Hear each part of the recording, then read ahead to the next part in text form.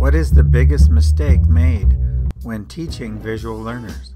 I've been on both sides of the experience, both as a student and as a teacher. And there's a flaw in the whole system, and it's the way we approach visual learning. Studies show that 65% of all learners are visual. And my experience has been that if you teach the visual, you can get another 20%. And so you can go to 85%. But there's a visual retention problem that I've heard teachers and administrators bring up over and over again. The usual visual approach is still word-driven with a verbal script. The instructors talk and talk and talk, and they create visual images to illustrate points in the verbal script. And they think they're teaching visually. But the visuals are an adjunct rather than a central core. So the center of the usual visual approach is a verbal core. It's not visual. Now let's bring that guy down, same visual learner. Again, more studies. 1/2 to 1/3 of our brain is devoted to vision. It's an enormous amount.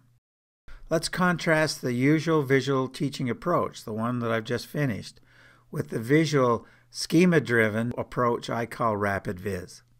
And it's image-driven, where the one above was word-driven. This one is image-driven.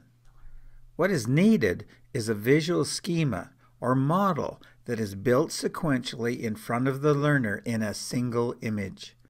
Visual images can hold meaning when they are constructed in front of the students into a single coherent image. Words are subordinate or an adjunct to this visual core. With the usual visual approach, they use multiple segments or images, and the brain shifts with each new image. But with the rapid VIZ approach, you have a single image you're building together.